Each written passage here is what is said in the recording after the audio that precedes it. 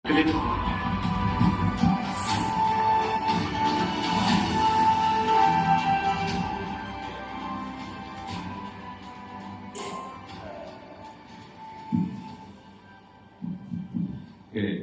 terima kasih. Terima kasih teman-teman Philip, Pak Polta, keren banget tadi. Jujur saya banyak belajar tadi sama Pak Polta. Suaranya bisa kayak gitu ya. Stres. Baik, saya akan lebih banyak dari sisi teknologi. Ada kisah banyak di belakangnya. Saya orang akademik, saya bukan orang finance, jadi saya teknologi dan kita di kampus sama teman-teman targetnya adalah bagaimana caranya supaya bangsa ini bisa bikin AI sendiri. Jadi kita ya oke lah, tadi Pak Polta udah bilang OpenAI invest berapa ratus miliar, kita berjuang bikin sendiri dan kita melepaskan buku AI buat SD, SMP, SMA, SMK dan guru free. Jadi ada 23 guru dan kita berharap ini akan merubah kurikulum dan budaya kita supaya bangsa ini akhirnya bisa bikin semua sendiri. Tapi sambil kita lihat ya slide-nya, jadi tidak kayak Pak Botak. Oke, next. Ini lebih ke arah, ini sejarahnya kira-kira. Jujur AI mulai bergerak mulai dari tahun 1950 sih. Sampai sekarang. Tapi di tengahnya sebetulnya ada winternya, ada mereka tidak ada pergerakan karena mereka pikir ini nggak akan berkembang. Yang seru dari makhluk ini, kalau sekarang mungkin kita pakai kayak ChatGPT, large language model dan sebagainya. Sebelum itu sebetulnya, sebelum ada transformer dan sebagainya, yang akan menarik sebetulnya machine learning, deep learning dan teman-temannya. Jujur, saya hari ini masih lebih ke arah machine learning, deep learning karena resource yang dibutuhkan tidak segede GPU. Hari ini kita kesulitan, bangsa ini agak kesulitan karena untuk dapetin GPU dari luar setengah mati karena Amerika blokir. Amerika sama Cina berantem lah tuh dua. Dan kita akhirnya kesusahan buat dapet GPU, makanya sekarang target kita bagaimana kita bukan ke arah LLM sih. Ini yang internal ya di Indonesia. Kita banyaknya lebih ke arah SLM, Small Language Model. Itu kita bisa pakai CPU biasa.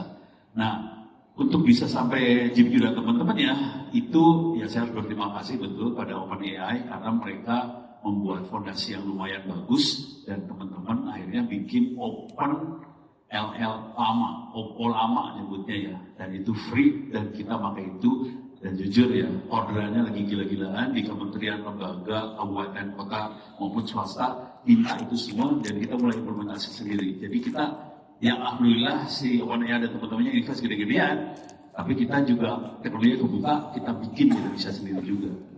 Nah, tapi itu mungkin levelnya nggak level orang gede ya. Kalau saya kader mendengarin Pak Polta dari tadi, buset mainannya duitnya gede banget. Saya mainnya duitnya kecil-kecil Pak. Mainnya cuma J, juta-juta, yang ini udah triliun. Oke, next. Jadi kira-kira itu perkembangannya.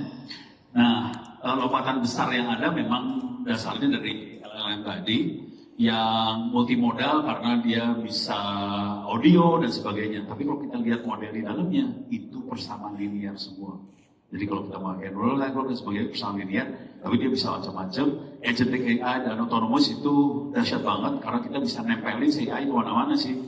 AI buat nempel ke account bank, AI buat nempel ke dokumen. Ini teman-teman, ini contoh aja contoh. Teman-teman ini apa sih namanya? Ekspor impor. Mereka kesulitan karena semua dokumennya kan kertas tadinya.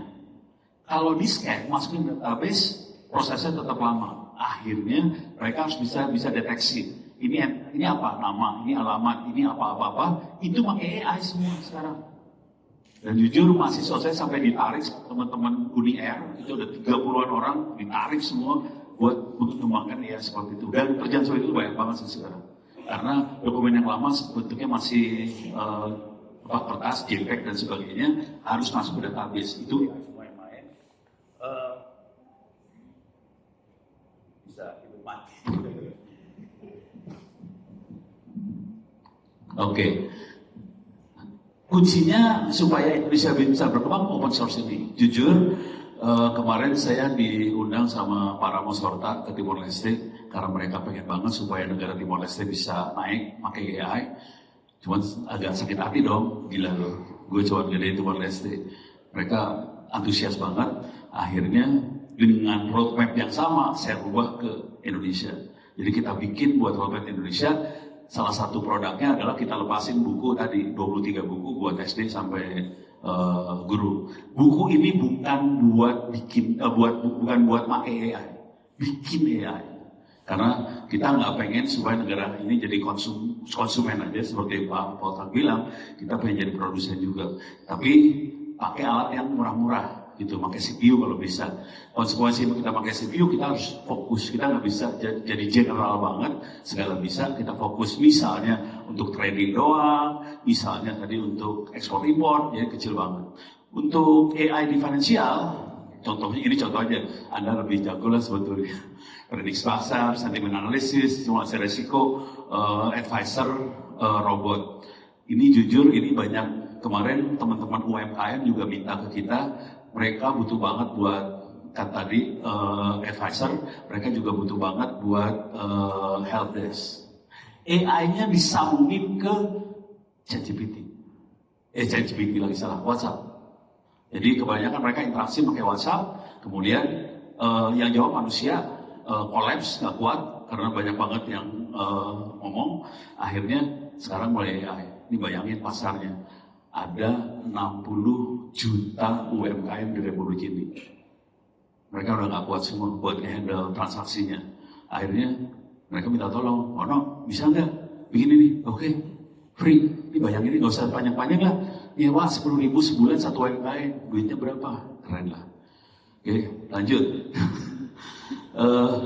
Oke, dari sisi teknologi ini ya oke lah. Kalau kita pakai LLM dan sebagainya, kita butuh GPU. Tapi sekarang sudah mulai ada NPU, cuman kita ada masalah di drivernya, dan ini akan gede banget. Cuman kita kesulitan buat dapat kartnya sekarang karena diblokir dari Amerika. Yang paling keren banget ekosistemnya open source. Sekarang banyak sekali open source, kita bisa kembangin ini cepat banget. Ini bukan rahasia sedikit. Saya bikin AI seperti ChatGPT di rumah sendiri yang dipakai komputer gaming. Jadi komputer gaming kita bisa kita pakai, pertanyaannya berapa lama bikinnya? 30 menit Pak. Cepat banget buat bikin seperti itu. Modelnya gimana? Modelnya banyak sekarang dan teman-teman Indonesia mulai bikin fine tuning modelnya supaya bisa tune buat orang Indonesia.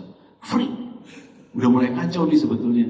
Tapi ya mudah-mudahan nanti teman-teman dari bursa, investor jadi bisa dapat manfaatnya. Nah, integrasinya nanti AI, cloud, edge. Itu. Edge itu maksudnya gini ya. Kita bisa bikin cloud, tapi tidak perlu di cloud di internet sana. Kita bikin cloudnya lokal sih. Itu. Ini mainnya di situ. Next. Ini jujur, ini saya lagi ngira-ngira karena saya bukan investor, saya akademisi. Kira-kira bagaimana cara AI mengubah investor berinvestasi? Pertama, mungkin kita harus tahu dulu ya, AI itu kemampuan utamanya dua, atau machine learning atau dan sebagainya dua utama. Satu untuk klasifikasi, yang kedua dukun, buat lihat ke depan, prediksi. Oke, dua itu. Oke. Konsekuensinya dia bisa menganalisa fundamental, teknikal, otomatis jauh lebih cepat.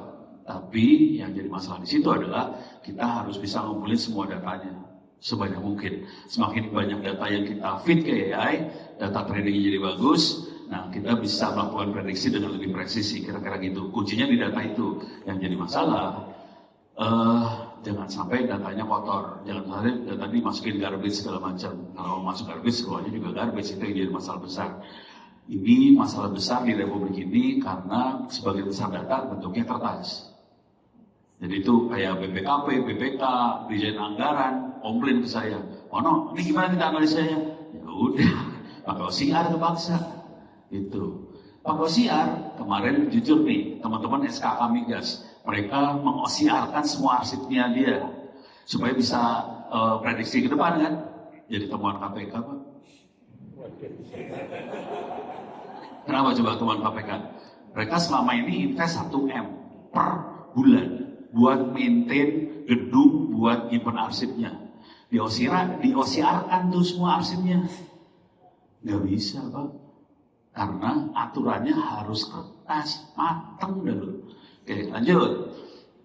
Kita bisa pakai, maksud gua lanjut, saya yang lanjut. Kayak Pak Motak juga, kena. Itu kita bisa pakai deep learning untuk prediksi pola harga dengan akurasi yang tinggi. Cuma konsekuensi di sini adalah kita harus nyimpen histori tadi. Nah, saya nggak tahu, saya bukan orang ini ya. Seberapa gampang sih dapat data-data dari harga tadi? Nggak bisa bentuk grafik doang, kalau bisa dapat file Excel-nya sih, kalau nggak agak susah tuh.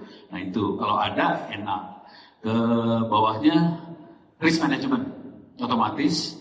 Jadi kita bisa, kalau saya melakukan analisa biasanya dari yang grafik yang kayak gitu, saya akan sambungin sama berita dan sebagainya. Itu makanya bisa disatuin jadi satu. Dari situ kita bisa prediksi kira-kira bahayanya seperti apa, atau opportunity ke depan seperti apa juga bisa kelihatan.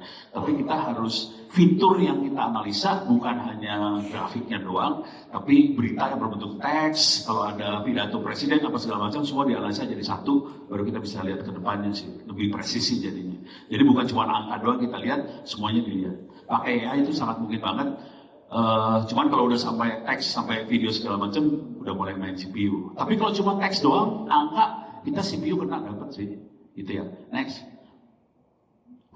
Nah, untuk membantu proses analisis, itu sebelah kanan contoh prompt-nya. Kalau kita mau pakai, ini semua file silahkan diambil. Nanti mungkin saya minta tolong sama Pak Dhani, sama teman-teman di Philip.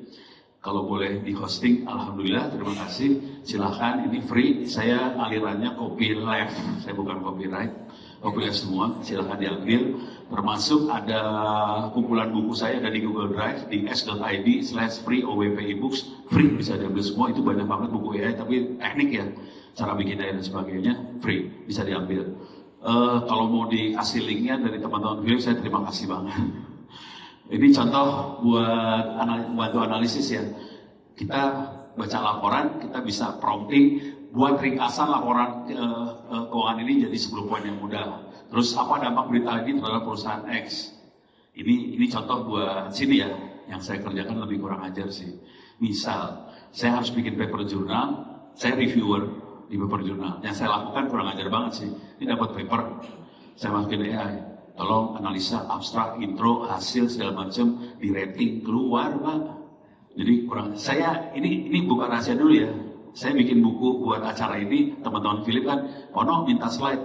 Agak gua mau ngasih slide tadinya, gua kasihnya buku 100 halaman tuh saya kasih ke Philip, silahkan kalau bisa nanti Philip ini ya. Itu buku bikinnya Pak, cuman 7 jam 100 halaman. Gitu, karena pakai AI. Tapi harus hati-hati ya, jangan sampai halusinasi, itu aja sih. Jadi bentuknya kayak gini, suruh minta bacain, resikonya bisa kelihatan. Kita juga bisa, kalau kita udah mainan otomasi, kita bisa bikin watchlist otomatis. Kita bisa screening saham apa yang bagus, validasi buat keputusan sebagainya. Jadi kita nggak ikut orang aja. Sini kayak kita ikut aja, kagak. Suruh si AI buat analisa benar. Cuman kalau mau jago, kita harus upload sih sebetulnya background dari si perusahaan tadi kita upload. Yang jadi masalah kalau kita upload gitu, apalagi ini minta maaf nih, saya kan kadang-kadang bekerja juga sama teman-teman di aparat ya, TNI dan sebagainya. Upload jadi masalah ke ChatGPT dan teman-temannya. Ini bayangin ada dokumen yang sifatnya sangat sensitif, rahasia, di-upload, berapa kan urusannya? Nah, jadi hati-hati upload. Jadi saya biasanya akan bikin server lokal sendiri. Oke. Modalnya nyolong komputer gamenya anak-anak, ambil. Jadi itu aja. Asli gampang kalau tahu caranya. Next. Buat analisa ada 4 hal yang biasanya bisa gampang dengan memakai AI. Kita bisa bandingin dua perusahaan. Kalau saya sebagai akademisi, biasanya saya membandingkan paper saya dengan paper yang lain. Gitu. Kalau perusahaan ya kita upload aja portofolio masing-masing perusahaan, diupload, bandingin apa aja. Jadi kita bisa juga melihat tren, bisa bandingkan, bisa cek sektor, asal datanya diupload ya. Nah itu yang agak bahayanya di situ aja sih. Cek fundamental, laba, untung, arus kas, segala macam, bandingkan kompetitor supaya efisien. Jadi caranya cuma ngupload dokumen, kasih prompt, tolong cek apa tren ke depan, cek sektor, cek apa, itu aja sih prompt. Yang kalau pengalaman saya, kalau upload kayak gini, drop, saya kagum sama Pak Poltak nih, mainannya parah banget dia. Saya kalah sih sebenarnya. Tadi masih lihat, oh no ini, wah buset. Saya nyoba Gemini, mungkin karena Gemini yang gratisan saya pakai ya, nggak bisa diupload filenya. Jadi saya cuma pakai dua Pak, pakai yang Grok sama pakai ChatGPT yang bisa upload. Dan itu saya kasih prompt kayak gituan, yang free-freean. Tapi kalau saya pakai AI saya sendiri, ya saya upload nggak masalah sih. Itu ya dari sini. Frameworknya cuma sederhana, 4 langkah aja. Yang tren, cek sektor, cek fundamental, bandingkan kompetitor. Next. Kesalahan fatal kita sebagai pengguna AI. Kita sering berpikir AI selalu benar. Salah. AI itu bodoh sih sebetulnya. Kalau kita nggak upload data, dia sering salah. Itu satu. Kemudian ini teman-teman di TVRI kemarin rada marah ke saya. Mereka kan nanya, Pono gimana AI pintar kagak? Menurut gua sih tolol, gua ngamuk. Terus sering kita menggunakan AI tanpa memahami cara kerjanya. Itu kuncinya gini nih. AI pinter kalau kita kasih data training. Itu kuncinya sebetulnya. Terus promptnya juga harus presisi banget. Kalau saya lagi promptnya kadang-kadang seringkali 2 halaman Pak. Kalau kita ngobrol kan satu kalimat 2 kalimat. 2 halaman. Itu yang bikin nggak presisi. Gitu ya. Jadi harus tanya. Nah ini karena saya sering sama TNI dan sebagainya. Ini buat nggak enak ngejelekin orang nih. Jadi mereka seringkali, minta maaf ya, pimpinan seringkali berpikir bahwa AI pinter banget. Mahasiswa saya ngerjain, bikinin AI nih buat aparat ini, bikin AI. Terus bosnya nanya, kok ditanya ini nggak ngerti, tanya, kok AI-nya goblok banget sih, dia bilang gitu ya. Terus anaknya bilang, Pak, anak buah bapak nggak mau ngasih data, kan datanya, bayangin di TNI kan datanya sensitif semua kan. Nggak dikasih ke anak, ke programmer kan, nggak diupload, dia jadi bodoh kan. Terus jenderalnya marah, ya begitu dah. Gitu. Terus seringkali kita mengabaikan risiko karena terlalu percaya sama AI. Gitu ya. Kalau kita jujur dulu, saya kan akademisi, kerjanya nulis paper jurnal. Yang paling sering kesalahan fatal yang sering terjadi adalah tolong buatkan referensi untuk tulisan saya.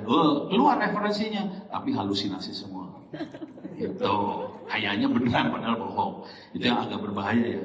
Dan saya kadang-kadang kalau nulis laporan juga gitu. Ya misalnya siapa minta, saya tulisin thread. Ini kayaknya nggak bener deh, nggak ada. Cari di Google, bener nggak ada. Jadi itu harus hati-hati. Terus penggunaannya tanpa memahami profil resiko pribadi.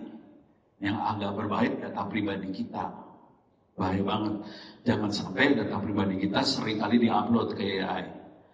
Kita bisa eksploitasi. Contoh yang sederhana ya. Gak apa-apa. Saya ini contoh bagaimana cara masuk neraka soalnya. Ini contoh ya. Contoh. Kita semua tahu suaranya Pak Prabowo, suaranya Pak Jokowi banyak di internet. Bisa nggak kita ngambil suaranya mereka buat jadi data training? Bisa nggak kita bikin deepfake dengan supaya jadi Pak Prabowo dan teman-teman? Bisa banget. Dan itu sangat mudah. Nah itu yang kayak gitu sih. Ya serba salah ya kalau udah level Pak Prabowo, Jokowi kan serba salah. Orang dia harus ngomong, direkam sama TV segala macam. Nah udah. Dan korbannya banyak sih. Sampai bekas menteri ngomong saya, Pono, kok saya dijadiin kayak sales obat? Ini bekas menteri kesehatan. Ya gimana ya Bu ya, mau diproses nggak? Tapi nama ibu nanti muncul di media, ya udah nggak usah bono, ya udah. Gitu loh. Kita hati-hati aja ya. Ya kalau saya udah tahu saya sering digituin, jadi udah. Next, waktu gue habis udah lagi. Penutup. Pesannya cuma sederhana, ini promnya sih sederhana di bawah ya, AI. Tolong bantu saya membuat keputusan investasi yang paling rasional berdasarkan data ini. Waktu ngomong berdasarkan data ini diupload, gitu ya, supaya dia tidak halusinasi. Hati-hati, kalau kita tidak upload data, AI-nya akan halusinasi. Jadi sambil upload data, kasih prompt seperti itu, nanti dia kasih keputusan investasi mana yang paling bagus. Oke. Tapi yang penting, satu, AI sangat bagus jadi guru yang baik supaya kita bisa cepat paham. Kedua, AI bukan dukun. Dia nggak bisa buat ngeramal. Jadi hati-hati. Jadi kalaupun dia bilang tahun depan trennya bakal bagus, jangan 100% percaya sama AI. Percaya sama yang bikin manusia aja. Ketiga, fokus pada fakta dan data, jangan pakai emosi kalau kayak gini ya. Jadi mainnya rasional aja, fakta datanya dimainin, tapi ujungnya tetap manusia yang mengambil keputusan, bukan mesin. Karena mesin itu nggak pintar sih sebetulnya, tetap kita yang lebih pintar dari manusia, dan kita derajat lebih tinggi dari mesin, mudah-mudahan. Baik, terima kasih, mudah-mudahan sudah bermanfaat. Bila tahu ya, salam kembalikan pada football. Kita berkenan berada di break, saya tahan dulu ya Pak, selagi kita persiapan untuk talk show ya Pak. Wah seru banget Pak materinya tadi. Tapi Bapak ada investasi saham? Ini biasanya invest istri saya sih. Oh istrinya? Lewat bank tuh apa sih? Gue nggak tahu namanya. Nggak apa-apa Pak, merek lain jangan disebut di sini. Oh iya. Ya. Kalau ibu-ibu biasanya trading, bener nggak? Ibu trading apa investing Bu? Investing ya. Investing. Oh, kalau trading bisa coba tadi Pak, fitur day trading ya. Kalau gua trading selalu rugi soalnya. Oh, berarti wah. Saya tradernya pakai Bitcoin. Parah banget, ruginya parah. Kenapa Pak? Itu berarti emosi lebih berperan atau gimana Pak? Ya, bodoh lebih berperan sih. Tapi nih Pak, katanya orang ya di saham atau di Bitcoin atau apapun itu emang ada hoki-hokinya Pak. Ada Begitu, orang yang kaya jalur ilmu, ada orang yang kaya jalur properti, ada yang kaya jalur falas. Nah yang di sini jalur saham itu mana? Karena belum Pak, ngerti tadi ya kan. Bapak bilang ini boleh materinya dibagikan. Karena tadi copyleft bukan copyright. Bukan. Nah, saya boleh minta tolong bagi Bapak Ibu sekalian yang hadir di sini maupun juga yang mengikuti secara online untuk isi feedback form. Jadi di scan di lanyardnya, akan kami tampilkan juga mungkin bisa di layar. Di lanyardnya itu ada QR, mohon diisi Pak. Di scan kemudian diisi ya Pak. Minta tolong feedbacknya supaya kami Philips Sekuritas Indonesia bisa menghadirkan acara-acara yang lebih seru lagi, lebih menarik lagi, lebih insightful lagi. Dan nanti untuk Bapak Ibu yang mengisi feedback form karena sudah tercatat atau terregistrasi. Pak, tadi Bapak ceritain Bapak ke Timor Leste, ternyata pemerintahan di sana tuh udah ada kesadaran gitu yang membangun roadmap AI. Nah, kalau kita ngomongin negara sendiri nggak apa-apa ya Pak ya. Oke, posisi Indonesia saat ini tuh di mana sih Pak? Mengejar atau punya peluang lompat atau masih belum sadar? Ini saya sendiri ya, bukan pertanyaan panitia yang ini sadar. AI, soal AI Pak. Pimpinan sih pada ngerti sih. Ada roadmapnya Pak? Roadmapnya ada. Secara strategis dan nasional. Ada, jadi teman-teman Komdigi bikin. Oke. Jadi roadmap ada, nanti kampus-kampus lagi pada ngotak-atik ngoprek, cuman perlu ada yang ngejahit. Siapa tuh Pak penjahitnya? Ya nggak tahu, gue tukang jahit Republik siapa ya? Jadi kalau kita kan Indonesia tuh potensial ya Pak. Kita statusnya di mana sih Pak? Apakah ada potensi melompat? Apa aja yang dibutuhkan kalau emang kita mau melompat? Atau kita masih posisinya mengejar? Gimana caranya kita bisa mengejar? Kalau dari sisi hardware kita susah ya, karena kita nggak punya pabrik chip segala macam. Jadi memang kita tergantung Cina kalau hardware. Tapi software kita bisa loncat. Anak-anak ini jago-jago. Tapi ini boleh ngomong jujur nggak sih di sini? Boleh, tapi ini cuma di sini aja ya, Bapak Ibu jangan tapi ini di secara live streaming. Di luar juga nggak apa-apa. Jadi kejadiannya anak-anak tuh akhirnya banyak anak-anak yang loncat keluar. Brand apa Pak istilahnya? Tahun Brand ini ya. Brand ya Pak. Iya. Jadi banyak kita akhirnya keluar karena memang di sana mungkin lebih lebih suka, maksudnya bisa nerima anak-anak itu, ya udah banyak keluar. Oke. Anak-anak saya juga banyak keluar kok. Anak yang mahasiswa, anak sendiri juga bapaknya ketinggalan di sini. Nggak apa-apa Pak, mengabdi berkontribusi amal Amin. jariah ya Pak. Terima kasih. Amin. Pak Polta, mewakili Bursa Efek Indonesia, kan kita lihat nih misalnya sudah mulai ada pemanfaatan teknologi AI untuk membantu pengambilan keputusan trading ataupun juga investing seperti itu. Apa Pak tantangannya untuk mengadopsi AI? Mungkin sedikit bantu Pak Ono tadi sampaikan, Pak Ali juga. Kebetulan saya ada satu tim, memang betul dari Pak Ono sampaikan. Jadi memang yang perlu kita perkuat adalah muatan lokal. Jadi saat ini yang sedang kita persiapkan adalah nanti persiapan 100 tahun Sumpah Pemuda. Jadi salah satu yang menjadi tujuan itu adalah preservasi atas bahasa lokal, bahasa dan dialek lokal dengan memanfaatkan teknologi AI. Ini BJ mungkin. Bukan. Saya punya applied mengenai ini. Saya jadi kagum dan BJ hemat kami. Bukan besar. Jadi di luar saya, karena kebetulan kemarin lagi tadi, tapi spiritnya sama ya. Jadi bagaimana AI itu bisa menjadi memberdayakan yang memang satu. Karena gini, Indonesia itu adalah negara dengan jumlah bahasa nomor 2 terbanyak di dunia. Yang pertamanya adalah Papua Nugini. Tapi banyak pengguna bahasanya semakin lama semakin berkurang. Jadi harap kalau ini kita tidak preservasi, maka nanti kita akan kehilangan banyak sekali muatan lokal, banyak lagi wisdom yang akan hilang, banyak karya sastra yang juga hilang, sejarah namanya. Jadi kalau misalnya yang speaking, yang berbicaranya sudah juga mau hilang, mati semuanya kan angkat bawah. Maka ini dengan komdiji juga sih, tapi bagian lain dengan Pak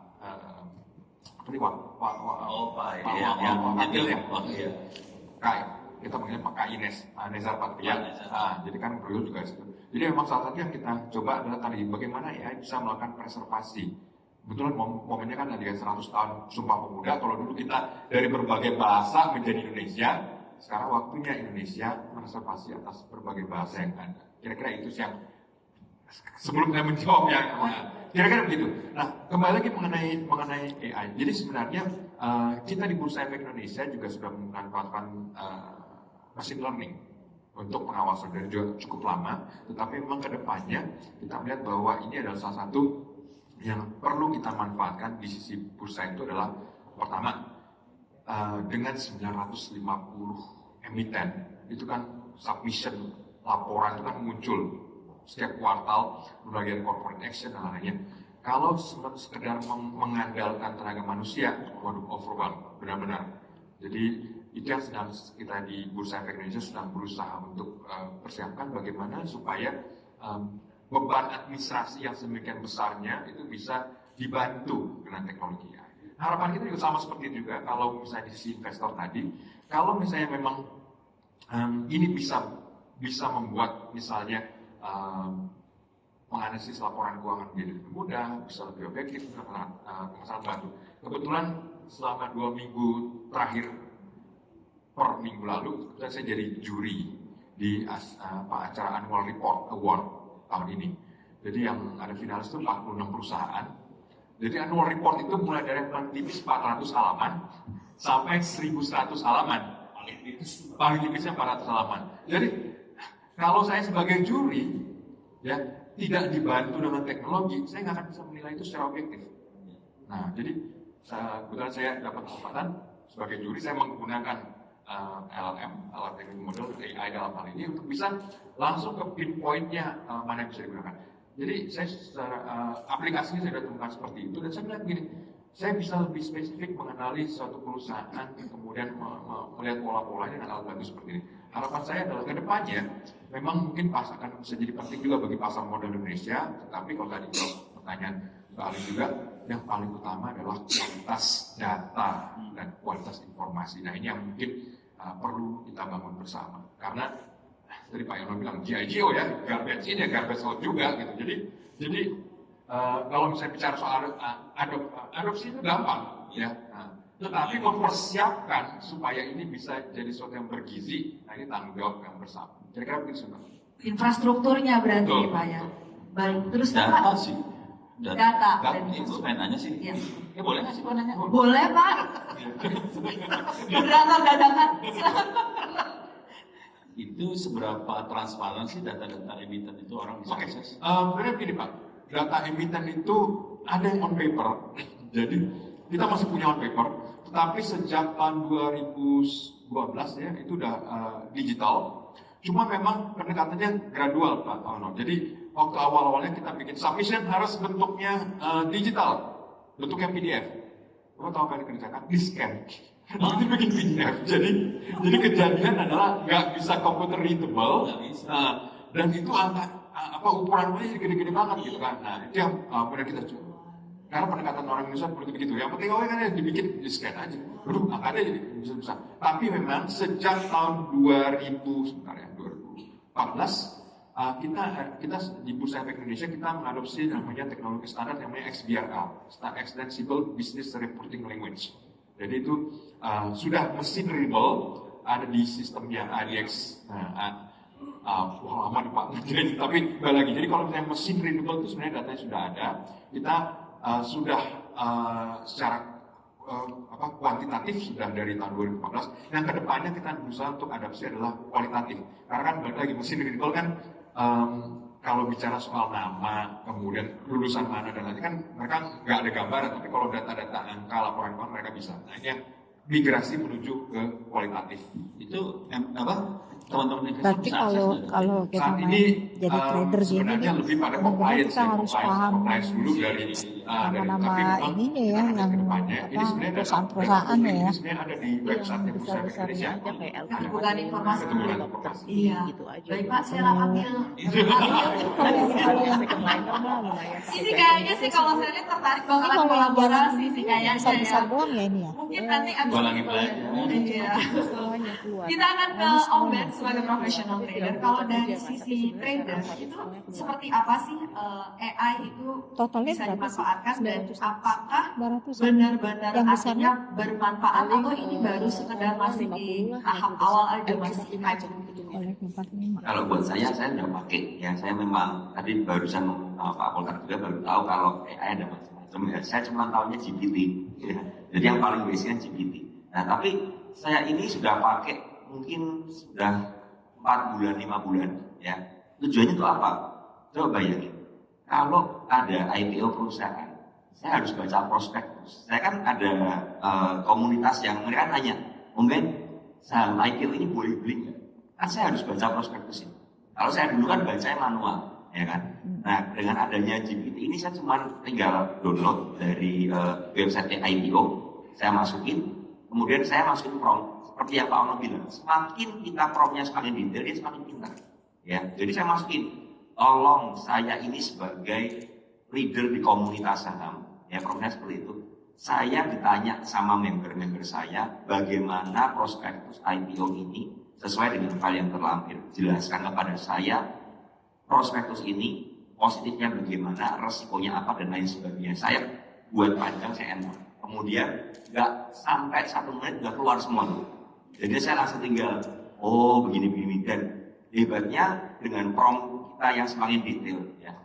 Mereka itu mesinnya jujur ya. Iya. Mesin jujur. Tidak ada tendensi apa-apa, tidak ada kepentingan apa-apa, dan tidak pernah berdusta. Ya kan seperti itu. Jadi dia jelasin IPO ini tidak menarik. Ada begitu. Oh, serius? Ya, tidak menarik karena apa? Resikonya ini. Wow. Saya cuma wow. Ini yang ngomong bukan saya ya, tapi GPT ya. Jadi dia nulis seperti itu. Dan ini Sorry, gua potong boleh? ya, Itu si GPT basis jawabnya berdasarkan file yang kita upload atau dia crawling? enggak. Jadi saya sudah Upload data kita tuh Kasih file, dari ya. baca file. yes, dari prospektusnya. Jadi dia ada bilang secara laporan keuangan ini memiliki resiko seperti ini. Karena waktu itu pernah ada IPO dari sebuah perusahaan yang ada pembelian aset atas nama pribadi. Nah waktu itu ada, saya nggak sebut sahamnya. Nah dia ngomong dengan adanya pembelian aset nanti alokasi dananya untuk pembelian aset pribadi, ada konflik kepentingan dan lain sebagainya. Wah ini benar-benar, makanya saya bilang ya, mesin ini benar-benar jujur. Tapi ingat, seperti yang Pak Ono bilang, GPT saya itu udah saya latih, saya goblok-goblokin berkali-kali soalnya. Karena saya pernah Pak, saya begini, saya bilang, bodoh lu, yang benar kalau bikin, saya benar begituin karena saya kesel kan. Jadi saya bikin prompt, apapun juga termasuk desain. Kalau teman-teman lihat di Instagram saya ada desain Capybara ya, itu saya training GPT saya sebagai desainer saya, dan itu membutuhkan waktu. Saya bikin satu modul gitu ya, itu 1 malam. Jadi kalau saya udah kerja sampai pagi, sampai saya selesai, karena apa? Supaya dia pintar. Nah, setelah dia mengerti saya, dia mengerti, ini ada yang namanya Ben ya, sebagai seorang trader suka bikin Capybara, dia udah tahu semuanya. Nah ini kan di training ya, data training seperti yang Pak Ono tadi bilang sama Pak Poltar bilang ya. Di situ mereka akan semakin pintar dan semakin spesifik sesuai apa yang kita mau. Nah jadi saya selalu pakai, jadi gak cuma IPO, termasuk baca misalnya Garuda mau ada private placement atau apapun juga corporation, saya selalu masukin, saya suka bacain semua. Tapi ingat, seperti yang Pak Ono dan Pak Poltar bilang, kita sebagai manusianya ya harus nggak bisa ngomong AI itu benar 100%. Jadi kita harus cross check lagi. Karena pernah memang ini pembacaannya salah. Ada beberapa kali pembacaannya salah. Tapi kalau kita kasih file itu pasti benar. Tapi mungkin penafsirannya ada sedikit berbeda. Nah ini yang harus, makanya gini, sebagai seorang investor kita itu kan harus belajar. Dengan adanya AI ini bukan berarti menggantikan kita, tapi alat bantu kita. Kalau alat bantu kuncinya apa? Manusianya yang harus pegang kendali, bukan mesinnya yang pegang kendali. Nah ini bahaya kalau teman-teman kan salah kaprah. Kalau mesinnya pegang kendali, wah enggak semua. Tadi kan paparan Pak Ono juga dibilang betul data sekali. versus emosi. Gimana Betul tuh Om sekali. Ben biasanya? Nah, dengan adanya data yang spesifik dan detail, kita bisa meminimalkan emosi. Karena apa misalnya ya? Ada orang bilang IPO saham ini bagus nih. Tapi secara data ya, yang udah kita upload, udah kita olah seperti itu, mereka bilangnya nggak baik. Nah, di situ kita bisa compare. Datanya bilang seperti ini, publik bilang seperti ini. Nah, ini mana yang benar? Kalau saya tetap trust data. Karena kan data kan nggak salah ya, tapi kalau yang di publik ini kan ada kepentingan lah, ada faktor-faktor macam-macam. Jadi saya tetap pegang itu. Tapi kuncinya satu teman-teman. Semua yang saya lakukan itu tetap saya yang pegang kendali. Nah, cuman saya belum sempat bikin modeling untuk teknikal. Teknikal belum sempat. Untuk fundamental, karena gini, teknikal itu lebih bias daripada fundamental. Kalau fundamental pasti ya, saham murah itu PBB berapa, ada basicnya. Tapi kalau teknikal kan agak susah. Ya, orang bilang support di harga 100, ada yang bilang di harga 98. Ya kan? Sedikit bias, karena kan ini penafsiran manusia, teknikal itu ya.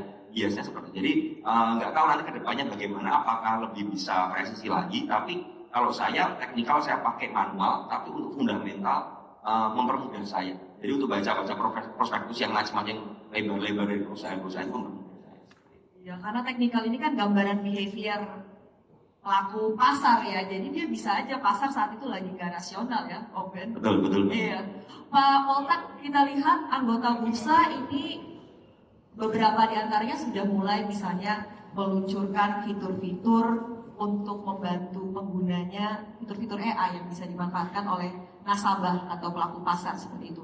Dari pihak Bursa Efek Indonesia sendiri, seperti apa Pak bisa mengawasi implementasi penggunaan AI ini di Indonesia?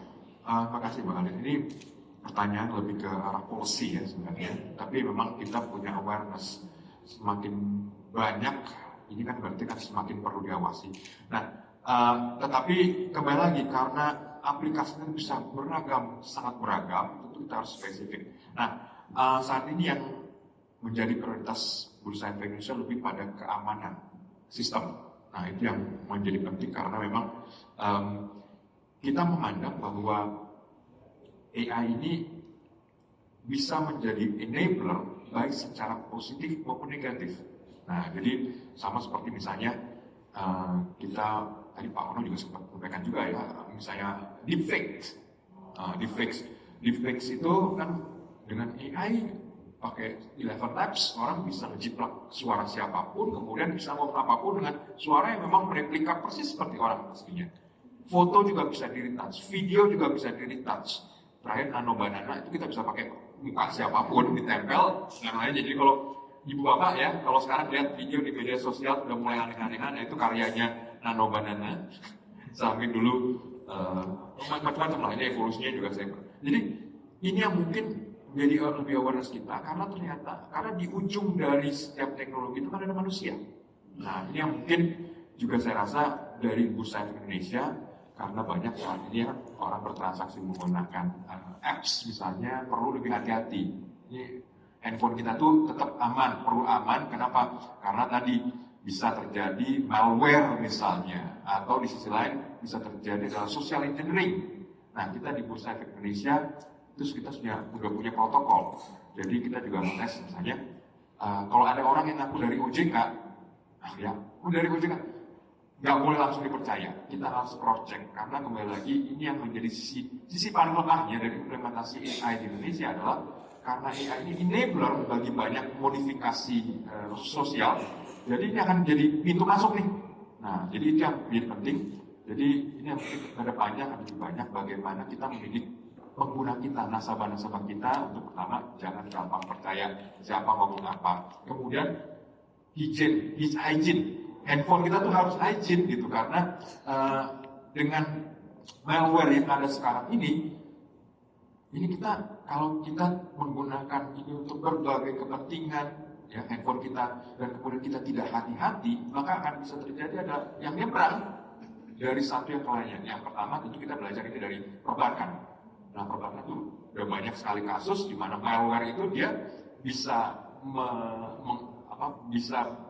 mengaktifkan beberapa fitur-fitur yang memang ada di banking. Nah, tetapi kan kembali ini juga menjadi penting. Jadi saya rasa balik dari pertanyaan Mbak Alim tadi, kita mungkin lebih pada preventif ya, karena AI ini bisa digunakan sebagai enabler secara negatif, untuk bisa pengguna AI secara umum itu menjadi lebih hati-hati terhadap perangkat yang digunakan. Nah itu yang saya pikir dia jadi penting, karena balik lagi tadi sempat ngobrol dengan Pak Ono juga ya, kita ini kan banyak di masyarakat kan hierarkis. Wow, kalau atasnya udah bilang kerjakan begini, dikerjakan tuh benar-benar, karena belum tentu yang orang atasnya benar yang melakukan. Nah ini ya, deepfake itu kan bisa menjadi ancaman yang sangat serius bagi suatu organisasi yang sangat hierarkis. Nah jadi itu yang juga menjadi penting, dan saya pikir keamanan dulu lah prioritas pertama. Nomor 2-nya tentu nanti pemanfaatan akan sangat tergantung pada kualitas data. Nah, ini yang tentu perlu kerja bersama dari semua insan yang ada di pasar modal. Kualitas data dan kualitas manusianya juga berarti. Betul, ya Pak. Betul. Pak Ono kalau mau jadi moderator lagi nggak apa-apa Pak, nanti saya tanya dulu ya Pak. Siap. Jadi Pak, kalau misalnya nih organisasi-organisasi ataupun juga perusahaan-perusahaan company ini ingin misalnya memanfaatkan tadi AI untuk apa aja Pak yang perlu diperhatiin Pak, untuk mereka fokus pada pengembangan AI-nya biar efektif dan efisien. Oke, yang utama data sih.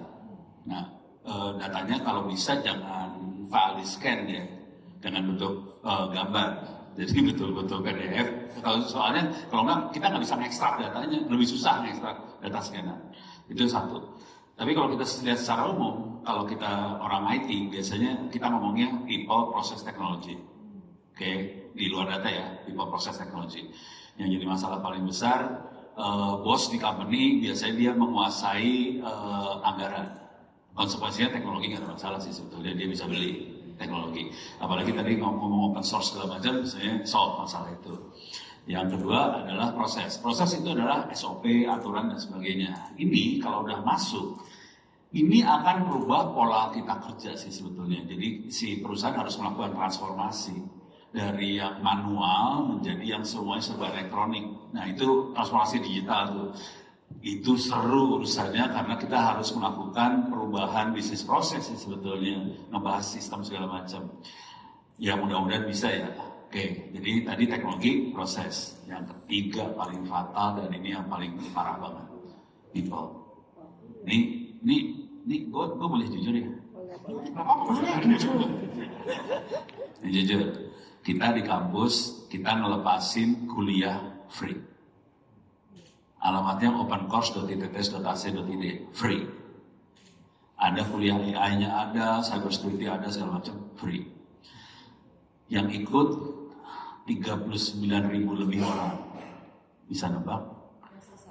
Yang bisa dapat, jadi free, dapat sertifikat free. Bisa nebak yang AI berapa orang lulus? Free loh. Ujian boleh berkali-kali, nggak ada batas. Diambil nilai tertinggi. 1%. 1% dari 39.000 berarti 300 ya. 3.000, sorry salah. 1% dari 300 ya. Cuma 2, Pak. Wah, itu lebih parah daripada fee tradingnya tadi. Philip Securities Indonesia ya kan? Ini bukan sebagai trader ya, bukan sebagai trader. Ini sebagai developer yang bikin AI.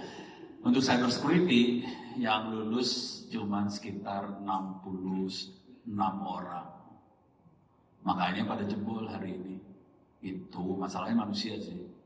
Kita tuh kadang-kadang Pak, kalau digratisin malah taken for granted. Iya sih, sebetulnya taken for granted banyak ya. Tarik bayaran aja Pak. Iya, kalau jadi mahasiswa kita. Bayarannya murah loh. Apa Pak? SPP kita. Gue jadi iklan, gak enak gue. Nggak apa-apa, di Tangerang Selatan teman-teman. 500.000 perak sebulan. ITB 12 juta 100 semester. Tapi jadi menjelekan ya, nggak usah jangan belajar, udah baik. Oke, jadi mungkin kalau kita bilang kalau di Indonesia ini kan seringnya itu serba kagetan ya Pak. Misalnya dulu lagi rame augmented reality, wah semuanya augmented reality. Sekarang AI semuanya AI. Gimana biar nggak sekedar jargon aja? Tapi jujur ya, kalau kita kan sering diundang buat ngasih seminar, webinar, workshop segala macam. Luar Jawa itu atau di luar Jakarta jauh lebih semangat daripada orang Jakarta. Ini untuk ilmu ya. Kalau duit Jakarta ya. Ini Sabtu pagi saya di sini. Ini contoh. Hacker. Bisa nebak kira-kira konsentrasi hacker yang paling tinggi di Indonesia di mana? Hacker baik ya, bukan hacker jahat. Ada 2 soalnya, beda konsentrasi. Di Sumatera. Sumatera itu yang jahat. Di Palembang. Iya, Bapak tahu ceritanya ya. Tahu gue. Di Palembang jahat, satu lagi kalau yang jahat di Sulawesi. Yang baiknya ada di mana? Papua Pak. Salah. Nusa Tenggara Timur. Salah. Malang, Jawa Timur. Itu ada STM, SMK Telkom sama SMK ini jago beneran loh. Asli ya. Gitu. Keren. AI udah makanan sehari-hari di sana. Jadi saya optimis sih bangsa ini bisa terbang lah. Gitu. Wah, bisa terbang ya Pak ya. Kita tumbuhkan banyak ahli yang baru yang Kalah nih Bandung. Kalah. Punten minta maaf. Ya, kamu kalau mas kita memang seorang baru memang gimana? Gitu. Seluruh Bandung. Parah, Bandung. Kena virus Jakarta. Aduh. apalagi ada bus ya Pak, makin cepat virusnya. Baik, saya ke Om Ben sebagai seorang pelaku pasar tadi kan Om Ben pemanfaatan AI-nya lebih ke customized banget, personalized sesuai dengan apa yang dibutuhkan oleh Om Ben dan komunitasnya. Tapi sebenarnya kalau bisa ada ekspektasi nih, seandainya emang ada perusahaan jasa keuangan yang mendevelop AI, sebenarnya apa sih yang dibutuhkan oleh pelaku pasar kayak gitu, data apa yang akan sangat membantu kalau itu ada gitu, Om Ben? Saya bilang data apa yang ini gini. Sekarang kan ada di keterbukaan informasi kan semua data kan ada ya dari laporan keuangan dan lain sebagainya. Nah, menurut saya kalau ada perusahaan yang mengembangkan AI itu kita ini pengembangannya itu saya yakin nggak ada batasnya ya. Karena apa ya? Yang paling dibutuhkan biasanya adalah analisa kan, analisa. Cuman kalau saya balik lagi tadi seperti Pak Ono juga bilang, yang problem itu di people-nya. Jadi kalau misalnya dikembangkan analisa, yang ada itu malah jadi malas. Jadi kalau pertanyaannya caranya saya nggak belum jawab karena dengan adanya GPT aja yang udah cukup populer harusnya. Kan berarti kan tidak ada alasan bahwa seorang investor itu nggak bisa menganalisa. Iya kan, benar kan? Sekarang apalagi dari Philip Sekuritas juga udah ada kan AI dan lain sebagainya. Nggak usah AI lah, screener itu kan bagian dari dan tanda kutip AI yang mempermudah. Tapi seberapa banyak dari investor yang menggunakan? Nah itu pertanyaannya. Karena apa? Gampangnya bilang, setiap hari di media sosial, di komunitas, di Telegram, selalu ada orang nanya, Om Ben, saham A ini bagus atau enggak? Ini kan cuma Males baca. Males baca. orang yang Males malas ngulik. untuk Males ngulik. effort ya, Iya. effort ya. Data udah ada, nggak usah begitu. Kalau saya di komunitas ya, saya udah bahas saham di atas ya, panjang lebar itu ya, udah masuk ke channel. Nanti pasti ada yang nanya, saham ini bagaimana ya? Barusan tulis di atas. Jadi ini adalah problem dari SDM kita gitu. Itu saya gini, makanya kan saya sangat senang ya dari Philip Sekuritas, dari Bursa itu mengedukasi. Ya karena apa? Manusia ini harus disadarkan ya. Kamu itu sebenarnya cukup butuh yang namanya niat. Gitu loh. Fasilitas ada. Kalau saya mulai belajar di Bursa itu tahun 2017 di Maret ya. Zaman itu lebih susah belajarnya. Saya orang yang nggak suka baca buku ya. Saya harus memaksa diri saya untuk belajar. Dulu nggak ada yang namanya podcast, nggak ada yang namanya AI, ya kan? Saya Philip Sekuritas adalah akun pertama saya yang saya buat. Ya, jadi makanya saya dibilang di sini. Jadi saya pertama kali bikin akun Philip Sekuritas itu masih paper semua, dan saya bingung pakainya loh. Ini zaman sekarang mungkin saya nggak ngerti ya dulu. Dan saya di Semarang ya, saya harus ke kantor cabang, dan mereka pun saya tanya ini cara pakainya bagaimana. Baisalnya bagaimana, kan nggak ada tutorial di YouTube sekarang. Sekarang saya tinggal tanya sama Adil, ini fitur smart save ini cara pakainya gimana, ada nggak gitu? Yang ada Om Ben. Itu kan kemudahan informasi semuanya ya. Zaman dulu mana ada. Tapi saya percaya justru orang yang belajar di zaman dulu itu lebih niat dibanding zaman sekarang. Udah lihat terbukti dong panelis kita.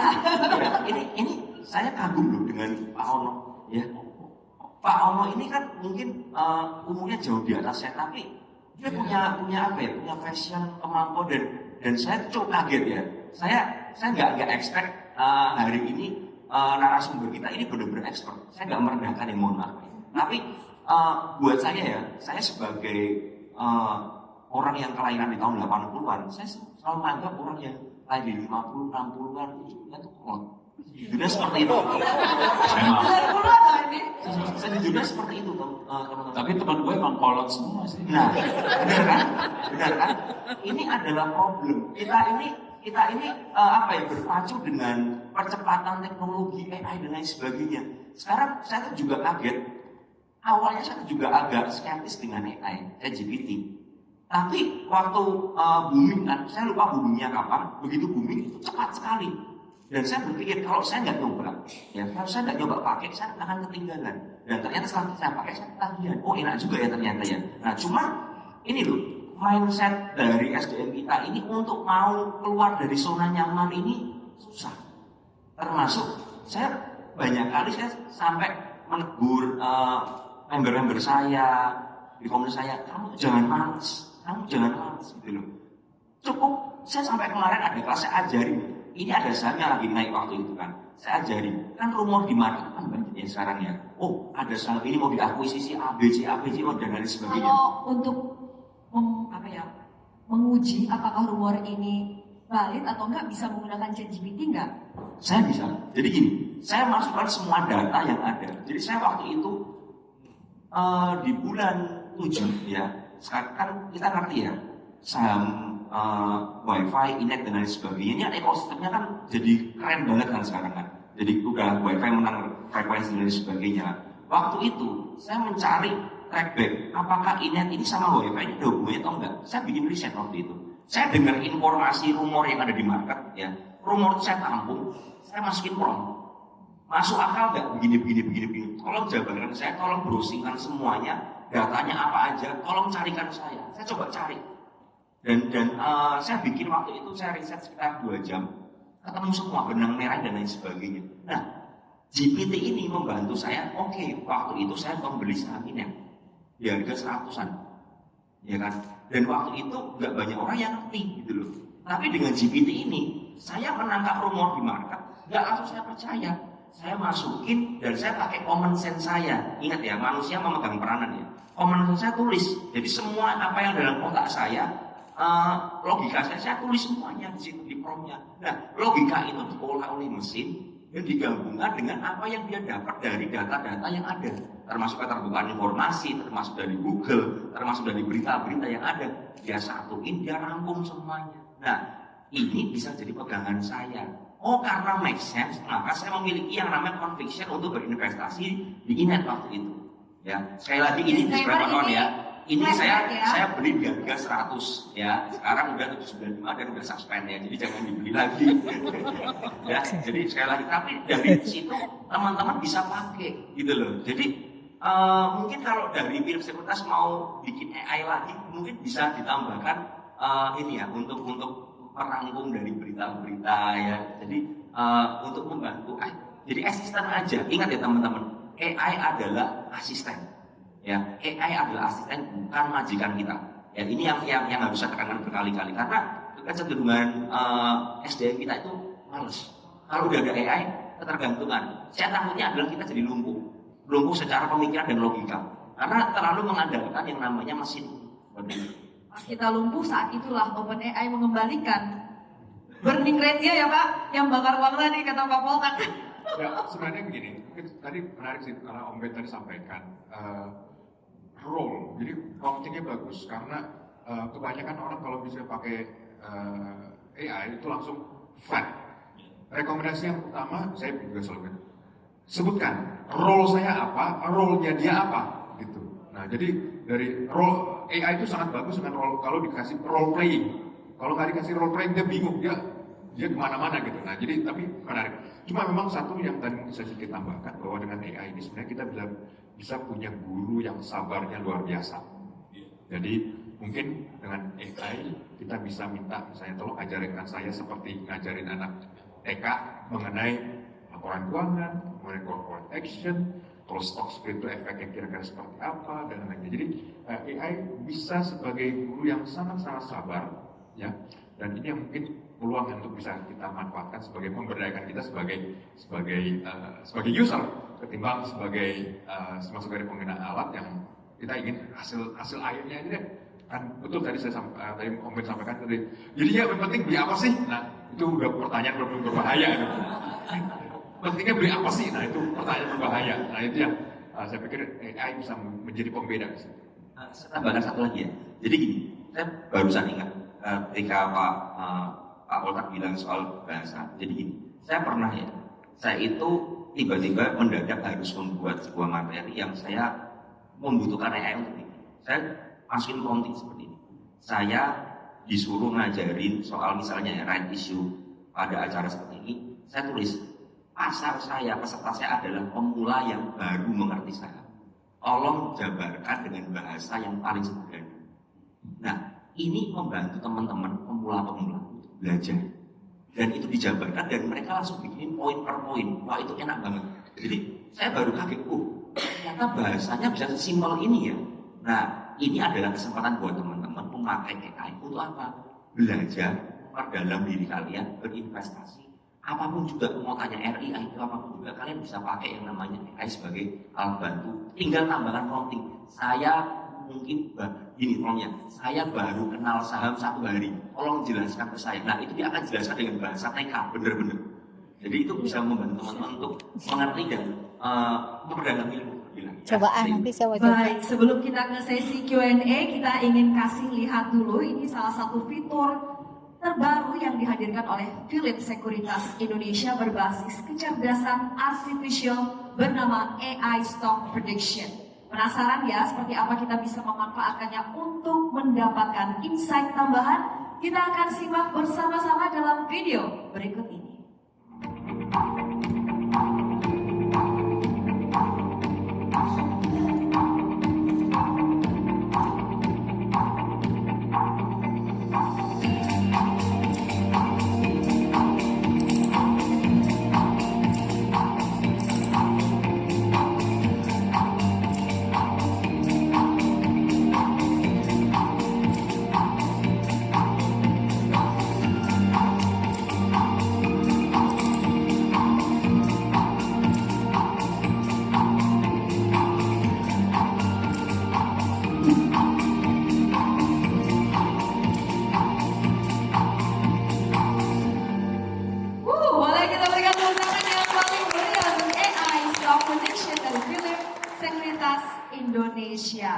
Baik, tadi kita lihat bahwa di AI prediction ini bisa melihat daftar saham dengan kategori upward potential dan juga downward potential. Fitur AI stock prediction ini bisa diakses melalui menu research di Poems Pro Trader dan juga Poems Web, dan dalam waktu dekat juga akan tersedia di Poems Mobile.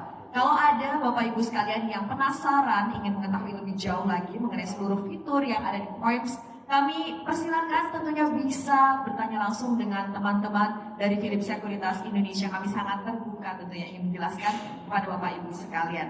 Baiklah, mungkin dari tadi sudah ada yang ingin berinteraksi langsung, bertanya langsung dengan 3 narasumber yang luar biasa. Saya buka kesempatan untuk tanya jawab. Yang tadi udah nanya, katanya panitia, boleh yang lain dulu ya, katanya.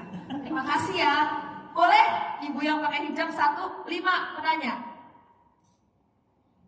Oke, 2 bapak yang di pojokan, lagi 3 di tengah, 4, 1 lagi, 5 udah dapat.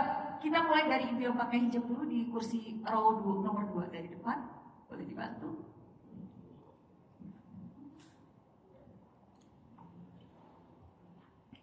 Katanya Pak Ono nggak bawa catatan, jadi kita jawabnya satu-satu ya. Silakan tuh, boleh namanya dulu. Suaranya mati. Wah, Pak Daniel turun tangan langsung, pemirsa. Oke, terima kasih Pak. Terima kasih, saya Yati. Saya juga pengguna lama dari Philips Sekuritas. Saya bergabung sepertinya dari tahun 2009.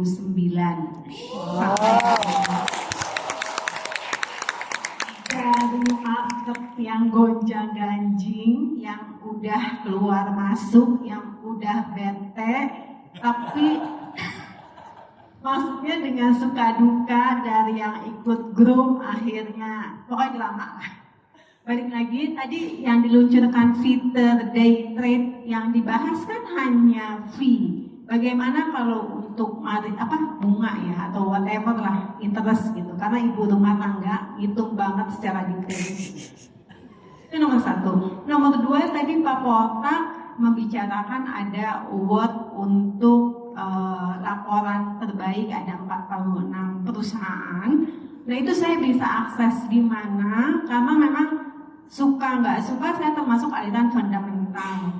Saya juga agak kaget nih dengan periode sekarang yang papa PP, ya, konglo, akhirnya memang suka nggak suka saya harus masuk, dan alhamdulillah sedikit cuan. Tapi memang profil resiko tetap ya kembali ke masing-masing kita semua di sini.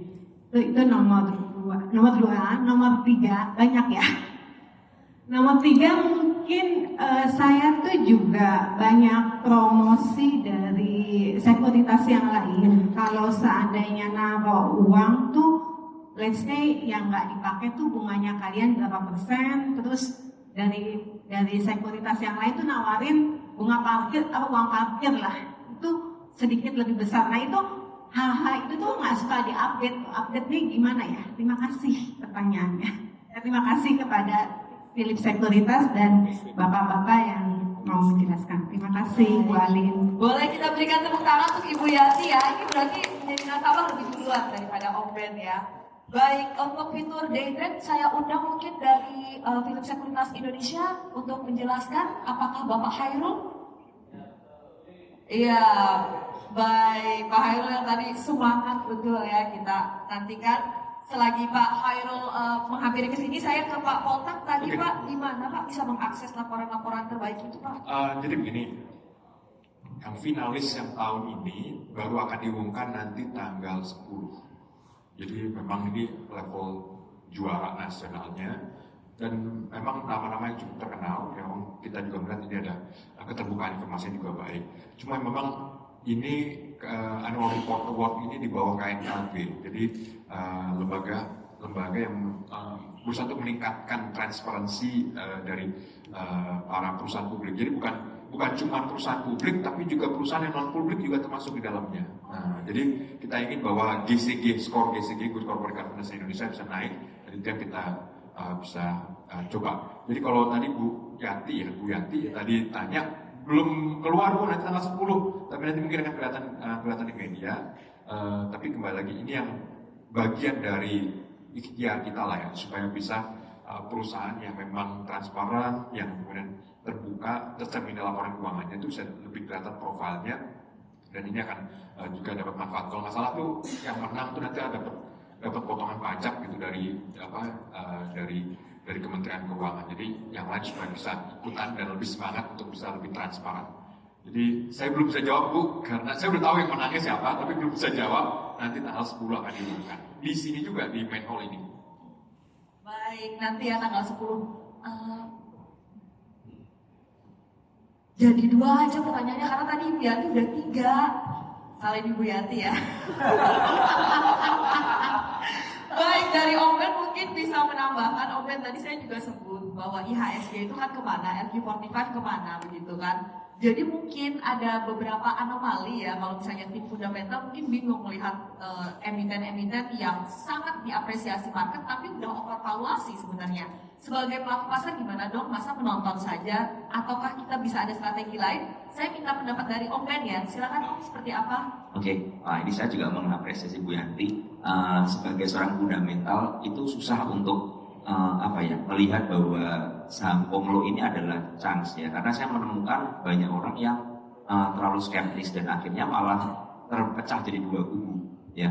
Saya fundamental, wah ini gorengan banget ini kan gitu kan, jadi digoreng banget. Nah, tapi dengan adanya perubahan fenomena ini, saya kembalikan ke masing-masing seperti yang tadi Bu Yanti bilang, risk dari profil teman-teman ini seperti apa ya. Kalau nanya ke saya ini memang bukan seorang yang suka fundamental banget ya, karena saya based on technical dan momentum seperti itu. Jadi buat saya pribadi, kalau memang ada sebuah saham yang memang menarik dan berpotensi menghasilkan profit, selama risikonya masuk dengan kita, kenapa enggak kita ambil? Karena seperti itu. Jadi untuk saham Pomlo saya seperti itu. Nah, sekarang bagaimana dengan saham LQ45 dan perbankan yang memang kita lihat ya IHSG kita all time high tiap hari katanya ya. Katanya saya baca di media 21 kali selama Pak Purbaya menjabat IHSG all time high terus. Tapi yang jadi pertanyaan kan, kenapa kebanyakan teman-teman portonya nggak all time high? Ya kan begitu kan? Ya. IHSG all time high, kenapa porto saya nggak all time high?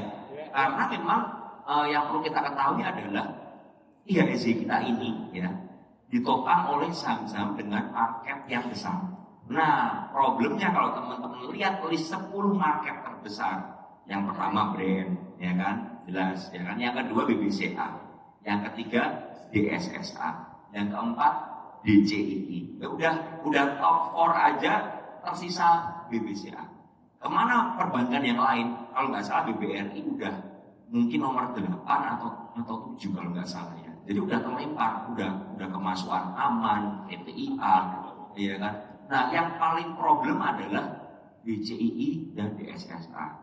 DCII kemarin ngangkat IHSG yang di hari Kamis menjadi penopang. Karena apa? Dengan transaksi cuma 400 juta, ya dia naik 7%. Dan membuat IHSG kita itu naik. Tapi saham yang lain goyang semua, ya kan? Begitu sorenya DCI balik ke 1%, ambrol IHSG jadi minus. Nah, ini yang jadi problem. Nah, sekarang kita menyikapinya bagaimana? Nah, buat teman-teman yang memang seorang investor dan mencari dividen, sebenarnya sekarang adalah peluang. Karena apa? Perbankan sekarang berarti yieldnya besar, ya kan? Yieldnya jauh lebih besar daripada deposito. Yang yieldnya bisa 7-10% perbankan, dan itu jarang terjadi. Karena apa? Harganya sekarang terkoreksi dalam. Nah, buat teman-teman makanya sekarang adalah time to buy. Nah, yang jadi problem lagi buat yang nyangkut bagaimana? Oh, ini kalau yang nyangkut di BBRI di 6.000 begitu kan bingung juga ya. Ya saya balikin lagi. Kalau memang teman-teman ini punya duit, ini adalah duit yang dingin, duit yang tidak terpakai untuk hidup dan lain sebagainya, untuk porsi investasi, ya sudah, kita mau nggak mau ya udah. Kalau teman-teman memang sabar ya, tungguin aja. Karena saya percaya suatu ketika, tapi saya nggak tahu kapan ya, suatu ketika rotasi sektornya akan berubah lagi. Ya ingat ya, hidup itu kan sebuah rotasi aja ya. Bisa jadi sekarang saham-saham Punglo jadi favorit, tapi kita nggak ngerti 3 tahun, 4 tahun ke depan apakah banking jadi favorit lagi? Bisa aja. Ketika ekonomi Indonesia itu pulih dan lain sebagainya ya, perputarannya udah oke banget ya, secara real benar-benar oke. Saya yakin perbankan akan bergerak naik lagi. Nah, disitulah teman-teman yang sabar akan menikmati hasilnya. Udah dapat dividen ya, kalau dibeli di harga sekarang ya mungkin dapat capital gain, kalau nyangkut ya udah dapat dividen ya, syukur-syukur bisa BEP kan seperti itu. Jadi ini kembali lagi membutuhkan kedewasaan kita sebagai seorang investor. Apakah investor harus pindah ke saham Punglo? Ya saya kembalikan. Teman-teman silakan risknya bagaimana.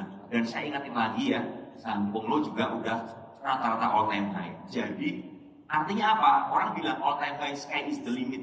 Jangan lupa kalau ke bawah itu juga dalam. Ya, jadi jangan cuma dilihat sky is the limit, tapi dilihat resikonya. Nah di situ kita bisa pakai yang namanya fitur-fitur yang namanya smart safety dari Philip nih, ya kan? Kita bisa pakai untuk apa? Mengamankan resiko. Kalau udah profit bagaimana? Pakai smart safe juga, ada yang namanya trailing stop. Ya, sehingga ketika koreksi teman-teman udah kunci profitnya dan nggak tergerus banyak sesuai dengan yang udah teman-teman setting. Seperti itu, semoga membantu. Mantap, Om Ben, boleh kita berikan tepuk tangan. Baik, Mas Khairul tadi ada beberapa pertanyaan yang dijawab oleh Mas Khairul terkait dengan margin ya, seperti apa dia banget bedanya. di atas nggak apa-apa kayaknya biar kelihatan ya. Oke. Ya, tadi ada 2 pertanyaan ya kalau nggak salah Betul, dari Bu sama dana Yanti parkir.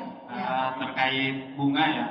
Nah, untuk day trade sendiri kita nggak menerapkan interest, kita nggak mengenakan interest karena secara konsep day trade itu di sore hari nantinya akan ada auto for sale. Biar adil Pak, kan Pak Motak udah om brand, Iya. bukan om brand ya. Saya langsung roaming, buset tuh ngomong bahasa Indonesia gue gak ada yang ngerti lu ngomong apa. Silakan Pak perkenalan. Perkenalkan, saya Boy Sendawoto. Tadi saya dengar Bapak tuh membuka Open course itu tes itu. tapi dari sekian banyak yang ikut, Cuma sedikit ya. cuma 60 ya. Ya. Gimana kalau kita beli jadinya aja? Apa? Beli jadi? Beli jadi orang ya? Bukan, beli programnya aja seperti ChatGPT. Oh, Iya. apa Jadi sih? kan kita tinggal masukin data-data. Iya. Tadi kan, oh ini langsung gua reaksi aja ya. Iya, Pak. Daripada kita kuliah. Pak Polkar tadi udah bilang, mereka lagi invest gede-gedean, kita jadi user aja, bayar, bisa. Cuman yang harus hati-hati, data kita jangan, ini mereka akan ngambil data kita soalnya, itu aja yang harus hati-hati. Gitu. Oh gitu. Tapi kan kalau kita beli misalnya dari Pak Ono. Oh beli ke gue? Iya. Walah. Kan kita Program bisa. Pak Ono mau dimonetisasi. Iya kan bisa di online, jadi nggak kebaca Ya. data pribadi Iya, kita. dimonetisasi aja Pak. Gue teh bukan pengusaha. Saya manajerin gimana Pak? Ya udah lo aja. Saya yang Makasih, promoin Pak. di sosial media Pak. Ya udah. Saya teh kalau pebisnis saya rugi melulu, apa gue kasih gratis soalnya. Ya udah silakan dibantu dah. Saya rada puyeng urusan gitu. Boleh. Wah, seru banget Pak Boy jadi diskusi kita ya Pak. Boleh kita berikan tepuk tangan untuk Ibu Yanti dan Pak Boy yang sudah bertanya dan memberikan suasana. Wah, ini sebenarnya kalau kita tampung pertanyaannya pasti masih banyak, saya yakin ya. Cuma Tapi Mbak, kemarin tadi kan bicara soal roaming ya. Iya. Pak Ono bilang roaming. Saya juga roaming ya mengenai yang baru-baru ini. Bilang Pak Ono tahun 62, saya lahir 71. Jadi maksudnya Bapak lebih muda. ya mudah dikit aja. Nah, tapi kan gue herannya ini orang BEJ, ternyata roaming ngomongin orang. Iya, tapi malah gitu. Tapi sempat yang bilang tadi switch saya tangkap ya karena saya pengguna Homes dari tahun 2003. Wih, boleh berikan tepuk tangan. Boleh Bu Yanti. Cuman sudah masuk bursa efek kan nggak boleh transaksi.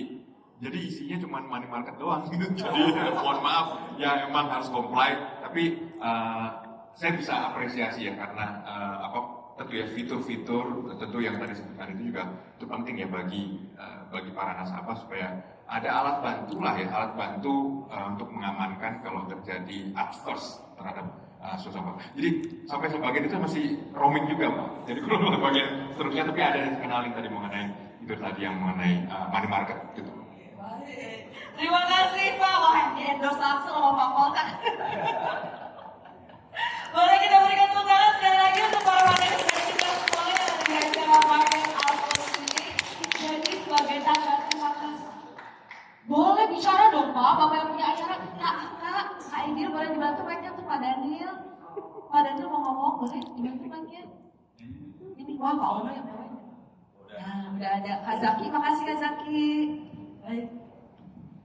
Silakan Pak Daniel.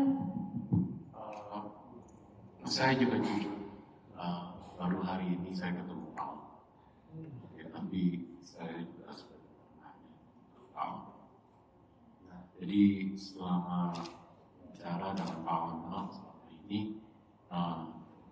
saya sering twing. Tahu nggak kenapa?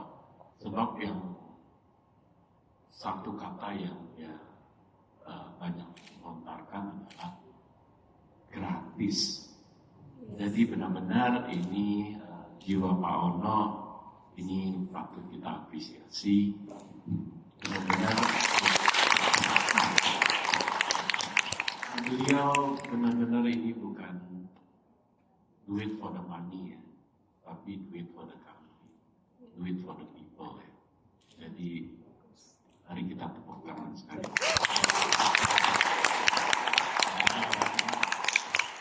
Luar biasa orang baik ya, orang baik, ekspor juga, humoris juga, susah nyarinya tidak diproduksi lagi pemirsa. Mohon doanya aja supaya amal ibadahnya diterima. Kita doain panjang umur ya, dan terus berbagi dan berkontribusi. Baik, sebagai tanda apresiasi dan terima kasih kami untuk 3 panelis yang luar biasa. Mungkin boleh kita kesini ya, saya undang Bapak Daniel Teja, Direktur Utama Philips Sekuritas Indonesia.